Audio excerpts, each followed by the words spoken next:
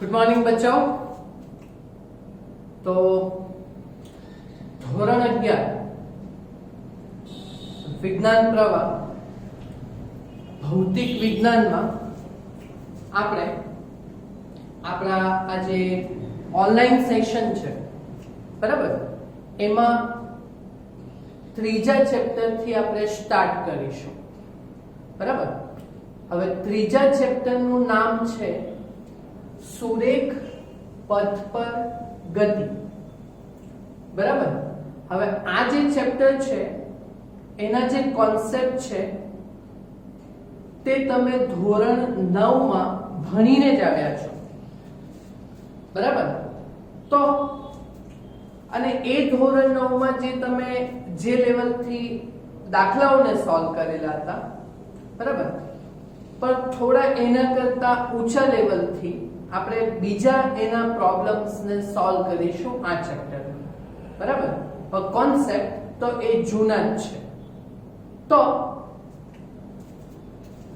પહેલા તો સૌપ્રથમ આપણે પ્રકરણ 3 સુરેખ પથ પર ગતિ બરાબર, એટલે આ ચેપ્ટરમાં આપણે ગતિ વિશે ચર્ચા કરશું અને ગતિને અનુસંધાને જે ભૌતિક રાશિઓ સંકળાયેલી હોય તો એ ભૌતિક રાશિઓને આપણે ડિસ્કસ કરીશું, સમજીશું અને તેના પરથી આપણે પ્રોબ્લેમ્સ સોલ્વ કરવાના રહેશે બરાબર।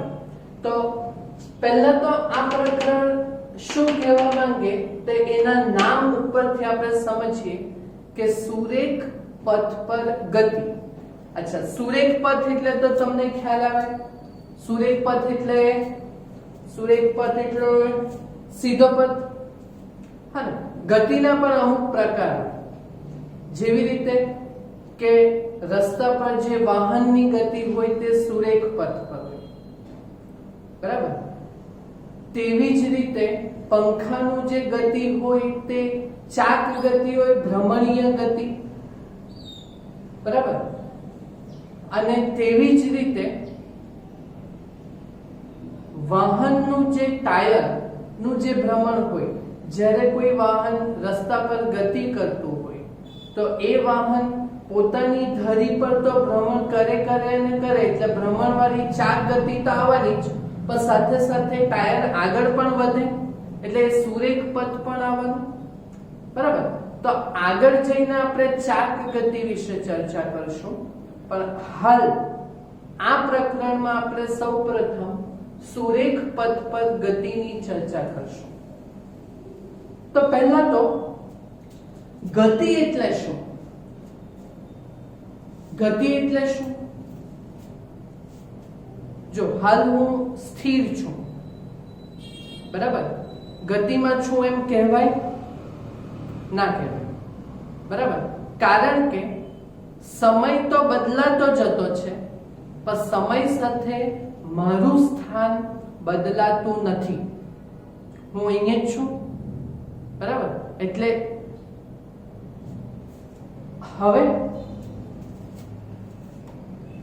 આ હું પદાર્થ હું ગતિ કરતો છું એમ કહેવાય?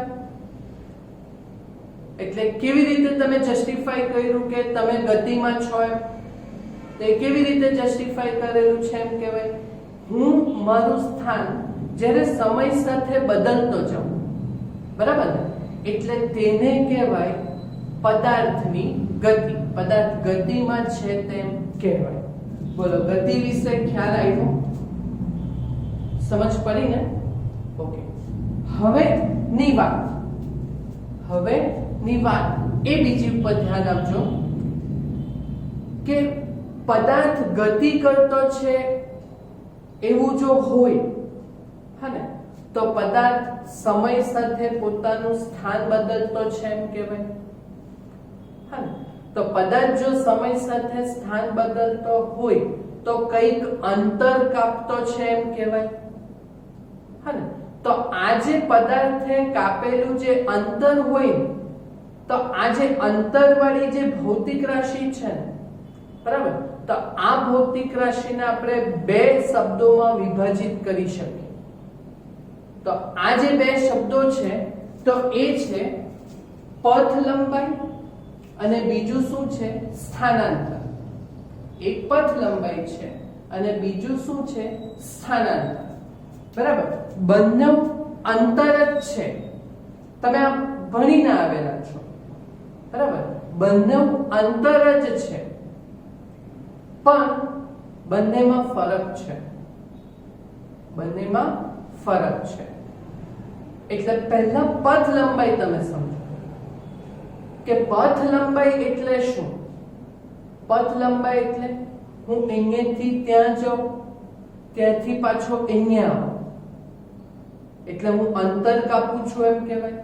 તો અહીંયાથી ત્યાં ધારો કે 5 મીટર જેટલું મેં અંતર કાપ્યું, ત્યાંથી પાછો અહીંયા આવ્યો એટલે 5 મીટર અંતર કાપવાનું. બરાબર, તો મેં કેટલું અંતર કાપ્યું છે એમ કહેવાય? 5, અને પાછું આ બાજુ આવ્યો એટલે 5. તો 5 અને 5 એમ 10 મીટર અંતર કાપેલું છે એમ કહેવાય. હા, તો મેં જે અંતર કાપ્યું એને કહેવાશે પથ લંબાઈ. એને શું કહેવાશે? પથ લંબાઈ. એટલે મારે જો પથ લંબાઈને જો વ્યાખ્યાયિત કરવાનું હોય તો કેવી રીતે વ્યાખ્યાયિત કરી શકાય? તો પદાર્થે કાપેલા કુલ અંતરને, પદાર્થે કાપેલા કુલ અંતરને પદાર્થની પથ લંબાઈ કહે છે. પદાર્થે કાપેલા કુલ અંતરને આપણે શું કહીશું? પથ લંબાઈ. બોલો, સમજ પડી? પથ લંબાઈ એટલે ભારી તો નથી ને? ભારી તો નથી ને? પથ લંબાઈ એટલે શું? પદાર્થે કાપેલું કુલ અંતર. હા ને, અહીંયાથી અહીંયા જાઓ 5 મીટર, ત્યાંથી ત્યાં જાઓ 3 મીટર, ત્યાંથી ત્યાં જાઓ 2 મીટર, ત્યાંથી પાછો અહીંયા આવો 2 મીટર. તો મેં કુલ કેટલું અંતર કાપ્યું? તો અહીંયાથી અહીંયા 5, ત્યાંથી ત્યાં 3, 5 ને 3 8, 8 ને અહીંયા 2 10, ને આ બાજુથી આ બાજુ 2 એટલે 12. એટલે મારી પથ લંબાઈ કેટલી છે એમ કહેવાય? 12 મીટર. અચ્છા, એકમ વાળું તો તમને ખ્યાલ છે ને? કઈ હું એ તમને સમજાવું. ખ્યાલ આવ્યો? પથ લંબાઈ એટલે, હા ને, એટલે પથ લંબાઈ કાપેલું અંતર. અંતર એટલે આપણે ઇંગ્લિશમાં કહીએ ડિસ્ટન્સ. એટલે ડિસ્ટન્સ માટે આપણે d, એટલે પથ લંબાઈ d બરાબર જેટલું પણ અંતર કાપો એનો સરવાળો કરતા જવાનું. એટલે d1 + d2 + d3 + dot dot dot dot છેલ્લે કરશે આવી રીતે. બોલો, પથ લંબાઈ ખબર પડી? હા ને, ઓકે. પછી બીજી વાત કે પથ લંબાઈ હંમેશા શું હોય? ધન. પદાર્થે કાપેલું જેટલું બી અંતર હોય તે આપણે સરવાળો જ કરતા જઈએ. બરાબર, અને સરવાળો જ કરતા જઈએ એટલે પદાર્થ જેમ જેમ જેમ અંતર કાપતા જાય એટલે એ કાપેલા અંતરનો આપણે સરવાળો જ કરતા જઈએ. એટલે પથ લંબાઈ એ હંમેશા શું હોય છે? ધન હોય છે. શું હોય છે? ધન હોય છે. બોલો, પોઈન્ટ નંબર 2 ખ્યાલ આવ્યો? બસ ખાલી સમજવાનું છે, ગોખવાનું નથી. હા, ગોખશો તો પ્રોબ્લેમ સોલ્વ નહીં થશે. હા, એટલે જસ્ટ સમજો. આ કંઈ પૂછાવાનું નથી થિયરીમાં. બરાબર, ટોપિકને તમારે સમજવાનું છે. પછી રાશિ. એટલે રાશિના એટલે આપણા ફિઝિક્સમાં રાશિ 2 ટાઈપની આવે. એક અદિશ રાશિ અને બીજી કઈ રાશિ? સદિશ રાશિ. ખ્યાલ છે ને? ભણી ગયેલા છો ને એમાં? હા, બહુ મસ્ત ભણેલા હશો. અદિશ રાશિ એટલે શું? તો જે ભૌતિક રાશિને માત્ર મૂલ્ય હોય, દિશા ન હોય. બરાબર, જે ભૌતિક રાશિને માત્ર મૂલ્ય હોય, દિશા ન હોય. બરાબર, તો એવી ભૌતિક રાશિને આપણે અદિશ રાશિ કહીએ. અને સદિશ, દિશ સ, દિશા ધરાવે એટલે મૂલ્ય અને દિશા એમ બંને ધરાવે. તો એવી ભૌતિક રાશિને આપણે કઈ રાશિ કહીએ? સદિશ રાશિ કહીએ. બરાબર, તો અદિશ સદિશ નું બી તમને ખ્યાલ જ છે. સમજ પડી ને? ઓકે. તો પથ લંબાઈના આપણને દિશા સાથે કઈ લાગે વળગે? આપણે માત્ર શું કરીએ, પદાર્થ જેટલું પણ અંતર કાપે તો એ કાપેલા અંતર, પદાર્થ જેટલું પણ અંતર કાપે તો એ કાપેલા અંતરનો માત્ર સરવાળો જ થાય. એટલે હંમેશા ધન જ હોય, એટલે એને દિશા સાથે કઈ લાગતું વળગતું નથી. એટલે પથ લંબાઈ દિશા સાથે નહીં લાગે, એટલે દિશા હોતી નથી. એટલે પથ લંબાઈ એ કઈ રાશિ કહેવાય? અદિશ રાશિ કહેવાય. બોલો, ખબર પડી? અને પથ લંબાઈનો એકમ શું? તો પથ લંબાઈ પદાર્થે કાપેલું કુલ અંતર જ છે ને. પદાર્થે કાપેલું કુલ અંતર જ છે ને. હા, તો ભાઈ અંતર ના બહુ બધા એકમ આવે. તો કયા કયા એકમ આવે? તો ભાઈ જો, બે સિટી વચ્ચેનું અંતર, બે ગામડાઓ વચ્ચેનું અંતર, એ જરાક મોટા એકમમાં મપાય. એટલે તમને ખ્યાલ હશે કિલોમીટર.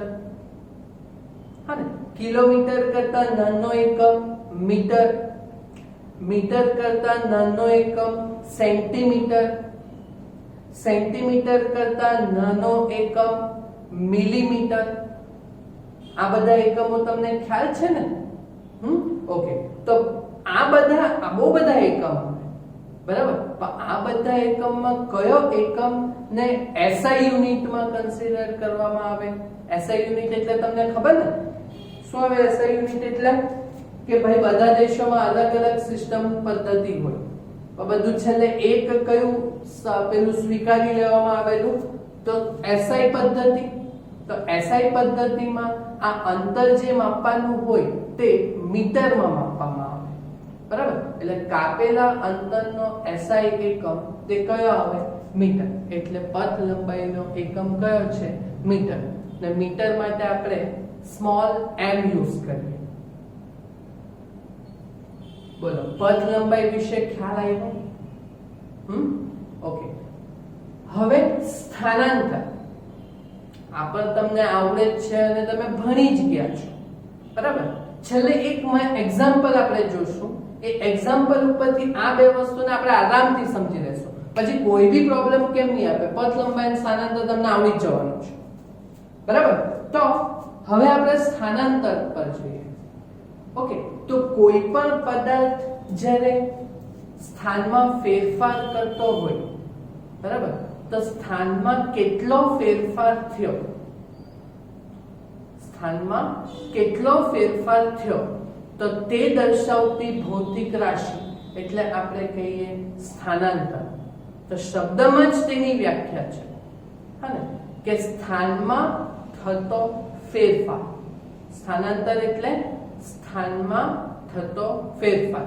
પદાર્થના સ્થાનમાં થતા ફેરફારને આપણે શું કહીશું? સ્થાનાંતર, બરાબર. તો સમજો, એટલે સ્થાનાંતર એટલે ધારો કે હું અહીંયા છું, ત્યાંથી ત્યાં સુધીનું અંતર ધારો કે 10 મીટર જેટલું છે. તો હું અહીંયાથી ત્યાં જાઉં તો મેં કેટલો સ્થાનમાં ફેરફાર થયો? તો 10 મીટર એટલે એ કેવી રીતે? આ 0 છે, ત્યાં 10 હશે, તો 10 અંતિમ સ્થાન માઈનસ આ 0 છે એટલે ઓછા પ્રારંભિક સ્થાન. એટલે આપણે સ્થાનાંતરને જો વ્યાખ્યાયિત કરવાનું હોય, હા, તો સ્થાનાંતર એટલે સ્થાન. આ માટે આપણે x સિમ્બોલ યુઝ કરીએ. તો સ્થાનાંતર માટે ડેલ્ટા x યુઝ કરશું, બરાબર. તો સ્થાનાંતર એટલે ડેલ્ટા x એટલે અંતિમ સ્થાન માંથી પ્રારંભિક સ્થાન બાદ કરવા. અંતિમ સ્થાનમાંથી પ્રારંભિક સ્થાન બાદ કરવા, બરાબર. ખ્યાલ આવ્યો કે? જો અત્યારે જ સમજો, પછી આપણી પાસે જો આટલું આખું મોટું ઉદાહરણ છે ને, હા, એને આપણે બહુ મસ્ત રીતે સમજી લેવાનું છે. ઓકે, ચાલો. તો સ્થાનાંતર એટલે શું? તો શબ્દમાં જ વ્યાખ્યા છે સ્થાનમાં થતો ફેરફાર. હા, સ્થાનાંતર શોધવાનું હોય તો કેવી રીતે શોધવાનું? તો અંતિમ સ્થાન અને પ્રારંભિક સ્થાન એનો તફાવત એટલે બાદબાકી લઈ લેવાની. બોલો, ખ્યાલ આવ્યો? અને આપણે ઉદાહરણમાં જોશું ને, તો ઉદાહરણ આપણે જ્યારે એવા સમજીશું ને આ બે વસ્તુ સમજવા માટે, તો એમાં જોજો સ્થાનાંતર હું આપણે ધન બી સાબિત કરીશું, ઋણ પણ સાબિત કરીશું, બરાબર, અને શૂન્ય પણ સાબિત કરીશું. બરાબર, એટલે સ્થાનાંતર પથ લંબાઈ હંમેશા ધન જ હોય. એ ઉદાહરણથી આપણે સમજીએ ને, પથ લંબાઈ હંમેશા ધન હોય, પણ સ્થાનાંતર ધન બી હોઈ શકે, ઋણ પણ હોઈ શકે અને શૂન્ય પણ હોઈ શકે. બરાબર, એટલે સ્થાનાંતર ધન, ઋણ કે શૂન્ય હોઈ શકે. બરાબર, ચાલો હવે રાશિ, તો ભાઈ જવાબ ધન બી આવે, એટલે આ બાજુનું ધન x તરફનું. બરાબર, જવાબ ઋણ પણ આવે એટલે ઋણ x તરફનું, અને જવાબ શૂન્ય પણ આવે એટલે ઉગમ બિંદુનો પણ આવે. બરાબર, એટલે આને દિશા સાથે લાગે વળગે. હા ને, એટલે સ્થાનાંતર એ કઈ રાશિ છે એમ કહેવાય? સદિશ રાશિ છે. એને મૂલ્ય પણ હોય અને દિશા પણ હોય. જો હે ને, આને દિશા નહીં હોય, માત્ર ધન જ આપે. એટલે સ્થાનાંતર એ કઈ રાશિ છે? સદિશ રાશિ છે. બરાબર, અને આનો એકમ પણ શું આવે? તો સ્થાનમાં થતો ફેરફાર. હા, સ્થાન એટલે મીટર, કિલોમીટર એ બધું આવવાનું. હા ને, એટલે આ અંતર વાળું જ છે ને, અંતરના જ બે ભૌતિક રાશિ આપણે છૂટી પાડી ને, તો અંતરનો તો એકમ શું? Kilometre, metre, centimetre, millimetre. પર એસા એકમ જ આપણે લખતા છે, તો એસા એકમ કયો? મીટર. મીટર એટલે સ્મોલ m થી આપણે ડિનોટ કરી, વ્યાખ્યાયિત કરી. બોલો, આ વસ્તુ તમને આ તફાવતના સ્વરૂપમાં ખબર પડી? હા, સમજ પડી? એકદમ ઈઝી છે ને, સમજ પડી ગઈ? હા, તો એકદમ સ્વીટ, સિમ્પલ એન્ડ સોફ્ટ. પથ લંબાઈ એટલે પદાર્થ જેટલું પણ અંતર કાપે ને બધું સરવાળામાં લઈ લેવાનું. બરાબર, ને સ્થાનાંતર એટલે અંતિમ સ્થાન અને પ્રારંભિક સ્થાન બેનો તફાવત લઈ લેવાનો. બોલો, ખ્યાલ આવ્યો? એટલે બંનેના એકમ તો શું આવવાના? મીટર જ. બરાબર, પથ લંબાઈ માત્ર ધન હોય ને સ્થાનાંતર ધન બી હોય, ઋણ બી હોય ને શૂન્ય પણ હોય. ક્લિયર? હા, તો જો આ વસ્તુને આપણે એકદમ મસ્ત ઉદાહરણથી સમજીએ. હે ને, જો આ એક લાઈન બતાવેલી છે સુરેખ પથ માટે. દેખાય છે તમને આ એક લાઈન સુરેખ પથ માટે? હા, ચાલો હવે સમજો કે આ લાઈન ઉપર આપણને વધારે ખબર પડે, બધી સિટી વધારે સમજ પડે. એટલે આપણે કઈ સિટીમાં છે? આપણે નવસારી. અને નવસારીને આપણે રાખ્યું 0. હા ને, નવસારીથી થોડુંક દૂર જાવ તો બિલ્લીમોરા આવે એક બાજુ, ને બિલ્લીમોરા પછી વલસાડ આવે, વલસાડ પછી વાપી આવે. એટલે જો નવસારી 30 કિલોમીટર પર બિલ્લીમોરા, એના પછીના 30 એટલે 60 કિલોમીટર પર વલસાડ, એના પછીના 30 કિલોમીટર પર વાપી. હા, ખ્યાલ આવ્યો તમને? હા, 0 સેન્ટર પર આપણે આપણું સિટીને રાખ્યું નવસારી. નવસારીથી એક બાજુ બિલ્લીમોરા, બિલ્લીમોરા પછી વલસાડ, વલસાડ પછી વાપી, 30 ના ગેપ પર મૂકી કિલોમીટર પર. એટલે 0, 30, 60 અને 90 સુધી મેં બતાવ્યું.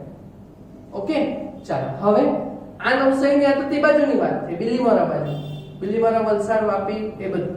હા, તો આ બાજુ શું છે? આ બાજુ સુરત. સુરત છે. હા, ચાલો, વેરી ગુડ. પછી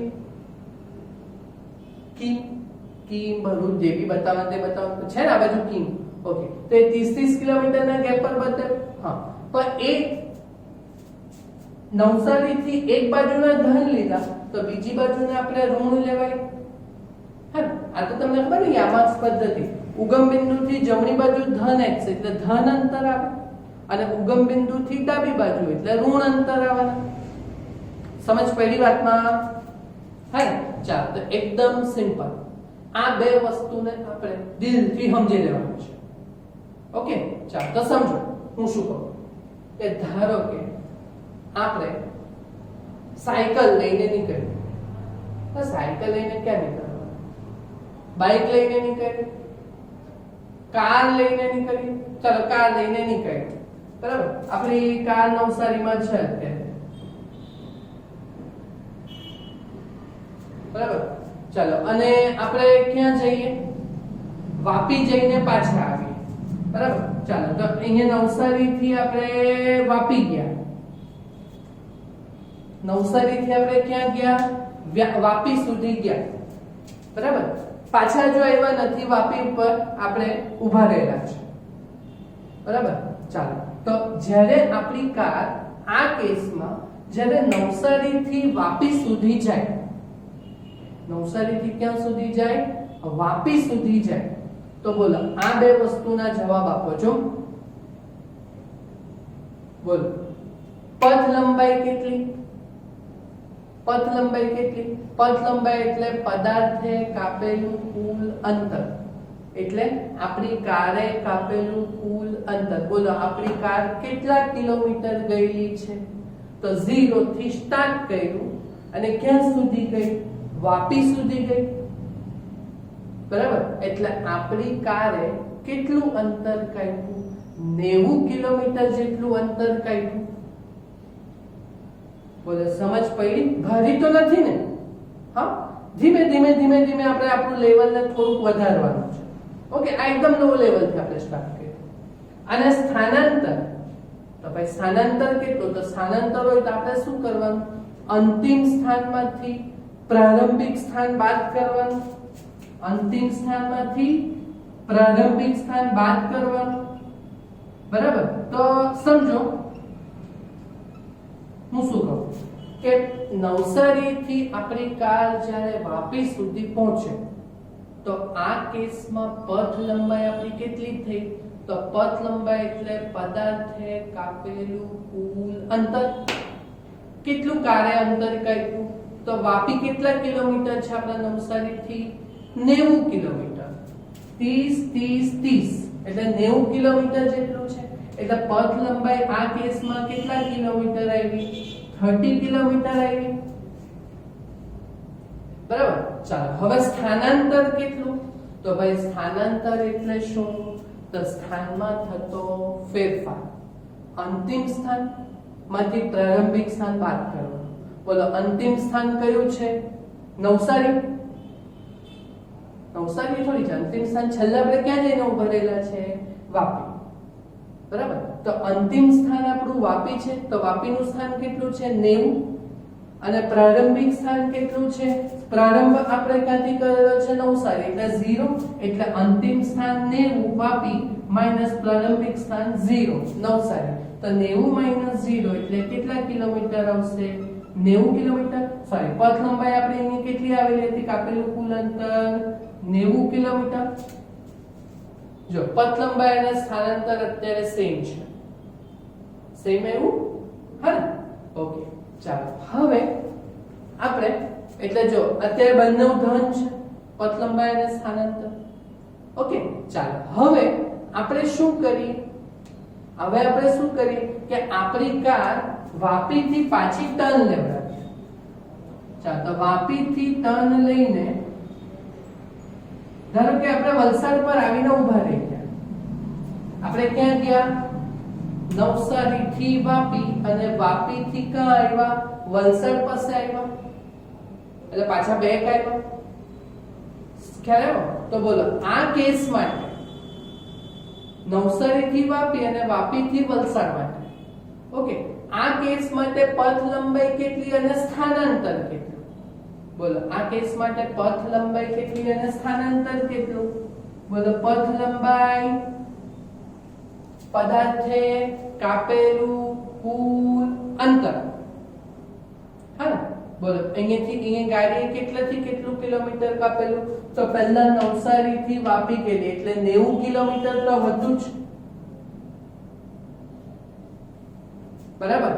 પછી વાપી થી વલસાડ સુધી આવ્યું, તો વાપી થી વલસાડ નું અંતર કેટલું છે?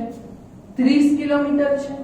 હા, આપણે પથ લંબાઈમાં અંતર કાપેલા અંતરના સરવાળા જ કરતા છે, એટલે 90 કિલોમીટર નવસારી થી વાપી સુધી વત્તા વાપી થી પાછું વલસાડ 30 કિલોમીટર છે કે?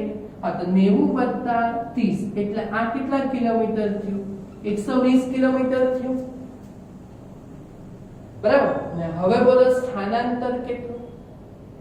સ્થાનાંતર એટલે પથ લંબાઈ, સ્થાનાંતર એટલે અંતિમ સ્થાનમાંથી પ્રારંભિક સ્થાન બાદ કરવાનું. બોલો છેલ્લે ક્યાં આવીને ઊભા રહ્યા?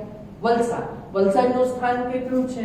60. તો 60 ઓછા પ્રારંભિક સ્થાન સ્ટાર્ટ ક્યાંથી કરેલી આપણી જર્ની નવસારીથી એટલે 60 માઈનસ 0 તો આ કેટલા આવવાના 60 કિલોમીટર આવવાના બોલો હવે આવ્યો કે નહીં અલગ જવાબ બે વસ્તુ અલગ છે ને બે વસ્તુ અલગ છે ખ્યાલ આવ્યો ને તમને ક્લિયર પાક્કું ઓકે ચાલો હજુ સમજાવો હા જો આમાં પહેલા કેસમાં પથ લંબાઈ ને સ્થાનાંતર સેમ હતા હવે જો હવે સ્થાનાંતર ઓછું થયું સ્થાનાંતર એટલે આ જો કેટલું ખઈસી ગાડી તો અહીંથી સ્ટાર્ટ કર્યું ને અહીંયા સુધી પહોંચ્યું તો આટલું જ ખઈસી ને આટલું કેટલું છે 60 કિલોમીટર છે બોલો સમજ પડી ચાલો હવે આપણે શું કરીએ કેસ નંબર 3 હવે આપણે શું કરીએ નવસારી થી નીકળીએ વાપી ગયા અને વાપી થી પાછા નવસારી આવીને ઊભા રહી ક્યાં આવ્યા પાછા રિટર્ન બેક ટુ નવસારી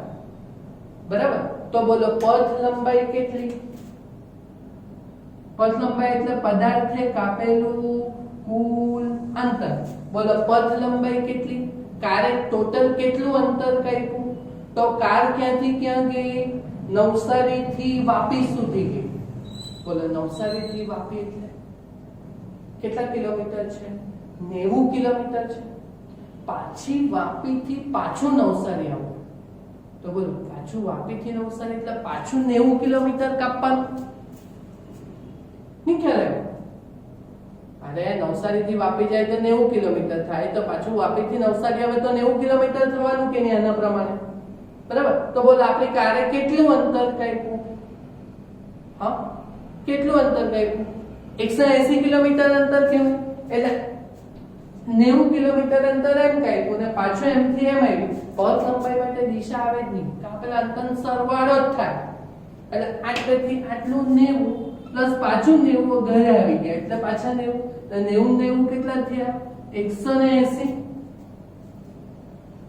બરાબર પણ સ્થાનાંતર બોલજો બોલો સ્થાનાંતર એટલે અંતિમ સ્થાન માઈનસ પ્રારંભિક સ્થાન બોલો છેલ્લું સ્થાન કયું છે તો છેલ્લે પાછા આપણા નવસારી જ આવેલા છે હા તો નવસારીનું સ્થાન કેટલું છે 0 એટલે અંતિમ સ્થાન 0 માઈનસ પ્રારંભિક સ્થાન બોલો પ્રારંભ આપણે ક્યાંથી કરેલો છે પ્રારંભ પણ આપણે નવસારીથી જ કરેલો જર્નીનો એટલે એ પણ 0 તો બોલો 0 માઈનસ 0 કેલ્સીમાં જોઈ લો 0 તો સ્થાનાંતર કેટલું આવ્યું 0 બોલો સમજ પડી આઈડિયા વસ્તુ જો એટલે પથ લંબાઈ તો ધન જ આવતી છે સ્થાનાંતર ધન આવેલું પહેલા કેસમાં બીજા કેસમાં ધન આવ્યું પણ હવે જો આ વખતે શૂન્ય થઈ ગયું કે ગાડી ખઈસી જ્યાં હતી તનિતા પાછી આવી ગઈ એટલે ખઈસી જ નહીં એટલે સ્થાનમાં થતો ફેરફાર અંતિમ સ્થાન માઈનસ પ્રારંભિક સ્થાન સ્થાનાંતર કેટલું થયું 0 બોલો આ કેસ ખબર પડ્યો તમને આ કેસ ખબર પડ્યો ને ઓકે ચાલો હવે પાછું સ્ટાર્ટ કરીએ બીજો જો એક્ઝામ્પલ લઈએ ને ચાલો આપણે શું કરીએ નવસારી થી આપણી કાર સ્ટાર્ટ કરીએ બરાબર વાપી સુધી ગયા ને વાપી થી પાછા ફરી નવસારી તો નવસારી ગાડી ઊભી રહે નહીં ડાયરેક્ટ સુરત જઈને ઊભા રહી ગયા ક્યાં જઈને ઊભા રહી ગયા સુરત પાછો કેસ સમજાવો નવસારી થી સુરત નથી ગયા નવસારી થી છેક વાપી ગયા ને વાપી થી પાછા રિટર્ન આવીને સીધા સુરત જતા રહ્યા છે બરાબર તો બોલો આ કેસમાં પથ લંબાઈ કેટલી આપણી ગાડીએ કેટલું અંતર કાપ્યું તે પથ લંબાઈ બોલો તો આપણી ગાડીએ કેટલું અંતર કાપ્યું પેલું આ માઈનસ તમે શેના માટે બતાવેલું છે કે ભાઈ ઋણ બાજુ છે એટલે ઉગમ બિંદુથી ડાબી બાજુ છે એટલે બરાબર ચાલો પથ લંબાઈ એટલે કાપેલું કુલ અંતર બોલો કાપેલું કુલ અંતર કેટલું થશે અહીંયા બોલો આપણી ગાડીએ ટોટલ કેટલું અંતર કાપ્યું તો નવસારી થી વાપી થી પાછા સુરત આવેલા છે બોલો તો આ કેસમાં આપણી પથ લંબાઈ કેટલી થશે તો પહેલા નવસારી થી વાપી કેટલું 90 કિલોમીટર વત્તા પાછું વાપી થી ડાયરેક્ટ સુરત આવ્યું હા હવે આટલું અંતર તમારે માપવાનું હોય તો કઈ રીતે માપો હે ચોથા પાંચમામાં તો છે ને 11 સાયન્સમાં છે તમે તો ખબર પડવી જોઈએ ને આટલેથી આટલું અંતર કેટલા કિલોમીટર છે હા તો ભાઈ આટલેથી આટલું તો 90 છે કે નહીં ને પ્લસ આ 30 છે માઈનસ 30 નથી 30 છે માઈનસ તો એમ દિશા બતાવતું છે પણ ગાડીએ તો જે ટોટલ અંતર કાંઈ હોય તો આપણે સરવાળો જ કરીએ ને હા તો 90 એમ પાછા 90 એમ એટલે 90 + 90 તો પછી આ એક્સ્ટ્રા અંતર છે ને આપણી પાસે ગાડીએ કાપેલું આટલું એક્સ્ટ્રા અંતર છે ને આપણી પાસે તો આટલું અંતર કેટલું છે 30 એટલે 30 એટલે વત્તા 30 એ આ કેમ આ માઈનસ 30 નહીં પ્લસ 30 જ આવે ખ્યાલ આવ્યું કે આ તમે દિશા માટે એમ બતાવેલું છે આપણી ગાડી એમ 90 ગઈ પાછી એમ 90 આવી 180 ને પણ પાછું આ બાજુ બી ગઈ ને 30 કિલોમીટર એટલે 90 + 90 + 30 એટલે આ કેટલા કિલોમીટર થવાનું 180 ને 30 એટલે 100 ને 210 કિલોમીટર થવાનું બોલો ખ્યાલ આવ્યો હા ના બોલો હવે સ્થાનાંતર આ કેસમાં કેટલું તો સ્થાનાંતર અંતિમ સ્થાન માઈનસ પ્રારંભિક સ્થાન બોલો અંતિમ સ્થાન આપણું કયું છે સુરતનું સ્થાન કેટલું છે -6 સ્થાનાંતર તો ધન ઋણ કે શૂન્ય હોઈ શકે ને હા તો સ્થાનાંતર સુરત એ 30 કિલોમીટર અંતરે છે નવસારીના સાપેક્ષે પણ ડાબી બાજુ છે કે એટલે દિશાનું સૂચન કરે એટલે અંતિમ સ્થાન કયું છે સુરત એટલે એ -30 ઓછા પ્રારંભિક સ્થાન કા છે આપણે જર્ની કાથી સ્ટાર્ટ કરેલી તો નવસારી તો બોલો નવસારીનું સ્થાન કેટલું છે 0 તો બોલો આ કેસમાં કેટલો આપણો જવાબ હોય -30 ઓછા 0 એટલે -30 કિલોમીટર હા એટલે જો આ કેસમાં સ્થાનાંતર ઋણ આવ્યું ના ઋણ વસ્તુ હું બતાવતું છે કે આપણું જે સ્થાનાંતર છે તે આપણા ઉગમ બિંદુ ની ડાબી તરફ છે એટલે સ્થાનાંતરની દિશા બતાવે બોલો વાતમાં સમજ પડી હજુ એક્ઝામ્પલ આપું કે આમાં એકદમ સમજ પડી ગઈ તમને ખૂબ સો ઈઝી છે ને સમજ પડી જ જવી જોઈએ ને ક્લિયર ને ઓકે તો આ છે આપણા પ્રથમ લેક્ચર ની શરૂઆત પથ લંબાઈ અને સ્થાનાંતર તો આશા રાખું કે તમને આ સમજ પડી ગયેલી હોય બરાબર હવે જો તમે વિડિયો જોઈ લો હોય તો તમારે એક કામ કરી દેવાનું સબસ્ક્રાઇબ કરી મૂકવાનું બરાબર લાઈક બી ઈચ્છા હોય તો કરજો નહીં ઈચ્છા હોય તો થઈ બરાબર સબસ્ક્રાઇબ કરી દેવાનું એટલે પછી કેવું કે જેવો હું વિડિયો મૂકું ને એટલે તમને નોટિફિકેશન આવી જાય કે દિવેશ સરે લેક્ચર મૂકી દીધેલો છે હા ને એટલે તમને આ દેખાતું છે બોર્ડ પર હા ને તો આ બોર્ડ ઉપર જે દેખાતું છે એમાં આ તો જે સમજણ માટેનું છે એટલે આનું લખવાનું તમારે કોઈ કામ નથી તમારે જસ્ટ આટલું સમજ પડી ને પથ લંબાઈ અને સ્થાનાંતર આવડ્યું ને પાક્કું ને હા પાક્કું ને ઓકે તો તમારે નોટમાં કેટલું લખવાનું મારી નોટમાં આ નથી કરવાનું બસ ખાલી આટલું જે તફાવત જેવું છે ને તે એકદમ પ્રોપર રીતે તમારે નોટમાં લખી દેવાનું હા ને એકવાર લખાઈ જાય હા ને પછી એકવાર વાંચીને સમજી લેવાનું હા ને ગોખવાનું નથી હા ને જસ્ટ તમારે ટોપિકને ભેજામાં બેસાડવાનું છે ક્લિયર બરાબર ને મજા આવી ભારી હતું નહીં હતું ને ઓકે તો બસ આવી જ રીતે શાંતિથી વિડિયો જોવાનો બરાબર અને પછી ધીમે ધીમે તમારે નોટને કમ્પ્લીટ કરતા જવાનું ઓકે ખ્યાલ આવ્યો આ તો ફર્સ્ટ લેક્ચર હતો એટલે મેં થોડુંક લાંબુ કંઈ ખેંચ્યું બરાબર પણ થોડુંક હવે હું શોર્ટ રાખીશ 20-25 મિનિટના સેશન જ આપણે મેક્સિમમ રાખવાના ઓકે હા ને ઓકે તો આટલું કમ્પ્લીટ કરી દેજો નોટમાં એટલે નેક્સ્ટ લેક્ચરમાં આપણે ધીમે ધીમે આગળ વધશું ઓકે થેન્ક યુ